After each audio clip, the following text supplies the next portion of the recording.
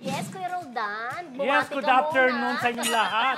Alam mo, hinarang ako ng guard, wala akong dalang ID. Ay, kaya bumalik sa inyo. Kaya dito sa Marisol Academy, Na-late. late tayo. Yan. Correct. At Ang syempre, malaga, nakarating ka ng Malwalhati, di ba? Pero alam mo, kanina na ano ko sa ano, yung sa live, yung kay Timmy Cruz. Di ba yung I love you boy? Yung boy. Ay, gusto-gusto ko rin yung Yung kantang bata yun. tayo nun. Kasi may pagkataglis, di ba? Correct. Yes, at syempre, ang ating pong topic for today, di ba, ay tama bang pinalayas ng governor ng Sorsogon ang kamikaze dahil hindi pumayag sa photo op? Ito po ang naging trending ngayon sa TikTok itong itong nakaraang linggo, di ba? October At 1 syempre, Sunday. bumunot na kami at ang napunta po sa akin ay maybe. So, Diyos safe ko, ako sa today. Hirap na naman ako dito sa paninindigan Ano ko. sa'yo? No. No. Sa akin, yes. Alam mo, lagi na lang no. Lagi na lang ako nahihirapan sa pinaglalaban ko. Correct. Pero ito po, a little bit background. Ang kami kasi po, kasi Kamikaze.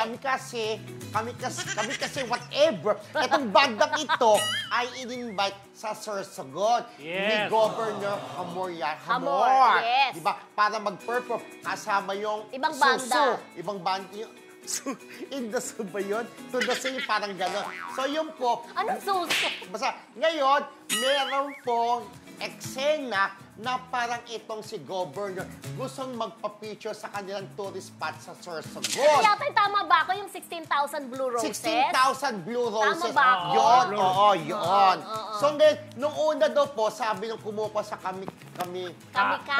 kamikaze, na pumayag sila. Pero nung nandun na, ayaw nilang bumaba sa kanilang van na nakiusap na rin kumuha sa kanila si Jonathan, di umano, sabi niya, sige na, lumabas na kayo. Ayaw pa rin. Hanggang pumunta ng staff, sabi, makakabalik na kayo sa Manila, hindi na kayo kailangang mag-perform. Sabi niya, eto naman, si Governor umakyat sa stage. Sabi, pasensya na po, binastos po tayo. Hindi po pwedeng mababastos ang mga Sorsogon, mababastos, taga-Sorsogon. So, pinaalis ko na po sila, pinabalik na ng Maynila. Hindi na rin sila nag-stay sa hotel. Pero, fully paid ang banda. Di ba? So, ngayon, tama ba? So, ang sagot ko na policy, ang sagot ko, yes, tama po. Kasi minsan, pagka pumupunta ka sa isang lugar, lalo na ang nag-invite, meron yung tinatawag na courtesy call, di ba? Pagka in-invite ka, dapat pumunta ka doon sa bahay nung nag-invite sa'yo. At kung buo ka, kung may obligasyon ka, gawin mo yung inuohan mo. Kasi nung una po, hindi daw sumasagot itong banda. Kasi, pagka nung bandang huli na, pumayag na sila magpapapicture doon sa tourist spot, umuo sila. Pero bakit naman, nung nandun na mismo sa lugar na yun, na magpipicture na sa 2-minute pictorial lang yun, 2-minute pictorial, ay hindi na sila bumababa ng band, parang ayaw na nila. So, pinalayan sila. So, para sa akin, tama lang dahil wala kayong respeto doon sa governor na nag-invite sa inyo. Fly away to the moon ang eksena nila. Yes, ilaban mo yan, kaya mo yan. No!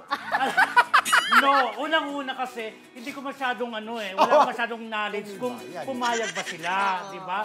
Kasi ang pinupoint doon kasi, basta nabasa ko parang nakikiusap, nadadagdagan na yun, bumaba lang sila para magpa-picture doon, di ba? So ang point ko dyan ganito ako kumukuha rin ng show sa mga out of town, di ba? Minsan ako yung nagdadala ng mga artista, so alam ko yung contract is a contract. Kung ano mga natanguan, halimbawa kung mag-show lang, kung ganito lang yung may courtesy call, yun lang kailangan nilang gawin. Hindi pwedeng obligahin mo silang magpa-picture sa ganito, sa ganyan. At kailangan ipaalam mo, halimbawa kakain sa restaurant ng sponsor, pupunta sila doon. Dapat pinapaalam mo umpisa pa lang. Bago lahat alam ng para hindi sila nagugulat, di ba? Kasi yung sinasabi ni Prin kasi kanina, ewan ko anong tama doon, kasi sinasabi niya na parang pumayag sila. Di ba? Kasi basta nabasa ko kay Jonathan, kung tama ako, nakikiusap siya na magpa-picture sila kasi hodang dagdagan niya yung payment. Parang gano'n. So, yung ibig mo sabihin, kung nakikiusap ka pa lang, it's not part of the contract. Yes, parang diba? gano'n. Yun. At hindi rin naman natin alam, to be fair with Kamikaze yes, hindi naman natin, kasi hanggang ngayon, hindi pa rin sila nagsasalita May cryptic post yung pinaka-soloista nila, yung yung lead vocalist. Oo, yung lead vocalist nila. Ang sabi niya ay, I choose love. Ay, Oh! oo. So, may ibig sabihin. So, hindi sila pumapatol kahit pinaalis na sila. Parang lablab pa irali.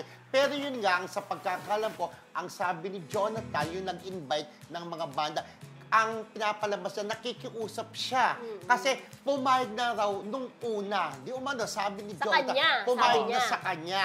So, nung nandun na raw, ayaw nang bumaba nitong tong banda. Anyway, Doon sa ganito sakyan. yung friendship ganito yan.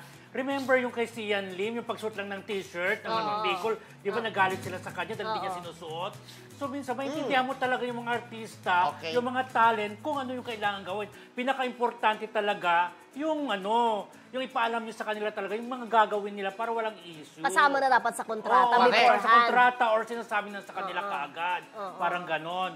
At the same time, sabi nga nila, alam mo, sabi nila, hindi dapat pinalayas. May mga nagko-comment din kasi hindi naman pera ni Gob Di Umano ang ginastos para pambayad sa kamikasi, kundi pera ng bayan, parang ganon.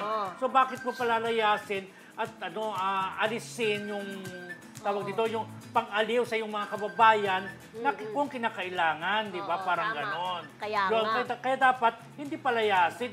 Ay, The show must tumatawag go si on. Gob. Parang Para ganon. tumatawag si Gob, Kuya Roldan. Pero sa tingin ko, dapat pa rin paalisin. Kasi, di ba, parang, eto nga, gaya ng sabi ko, may sinasabing palabra de honor. Di ba? Na parang, oo, kasi, panindigan mo yung sinabi? Kasi nga sabi nga, di umano, pumayag talaga sila.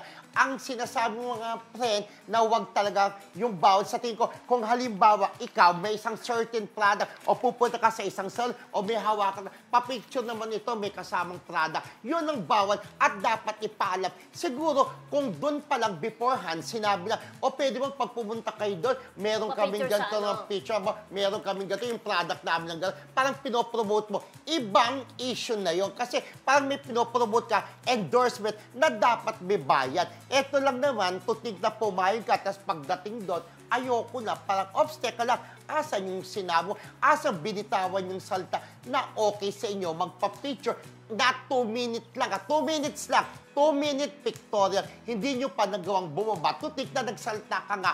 Ayon kay Jonathan, pumayag sila. Ayun yan kay Jonathan. Basta ang point natin dapat bang palayasin o hindi. Basta ang pinupoint ko, hindi dapat palayasin. Kasi nag-expect yung mga tao. Oo, dapat tinuloy ang show, parang Yes. ganon.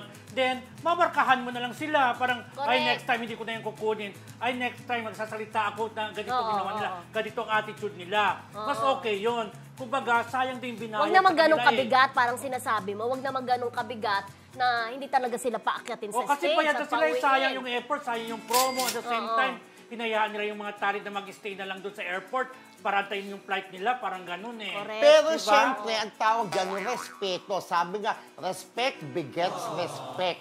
What if ang presidente mismo ng Pilipinas ay tinanggihan mo rin na ikaw ay meron kang binitawang salda? Ano rin mararamdaman mo? Bilang governor na siyang pinakamataas sa kanilang lugar, dapat nirespeto mo siya. Ano ba naman yun? Nandun ka na kasi sa lugar na yun na magpapapicture ka. Ano ba rin bumaba? Basta mo yung sasakyan.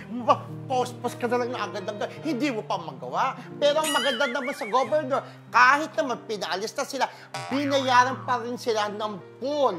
O ayaw pa ba nila yun? So, dapat lang paliyasin sila. O, hindi, ganito kasi yun. Hindi naman yung binayaran ng full kaagad eh. Nasa kontrata na bago lumipad. Ganito na ang uso May ngayon. down payment, 2 no? days before makarating sa venue or Correct. makarating sa lugar, kailangan na. full payment na. Yan ang mga bagong regulasyon. Hindi yung bago sumampa ng tablado sa kababayaran. Hindi ganon. Bago pa lang mag-flight, bayad na yon. Correct. Ano na ngayon. ang Pero uso. sa akin naman, Kuya Oo. Romel, tsaka pareho naman kayong may point. Pero ang hirap din talaga kasing, kumbaga kampihan ko talaga totally si Kuya Romel. Kasi yung isang side pa lang naman din talaga ang nagsasalita. Lagi nga nating sinasabi na laging may dalawang version ng kwento, Correct, di ba? correct. Baka naman meron silang sariling kwento, kaya hindi sila bumaba. Oo. Di ba?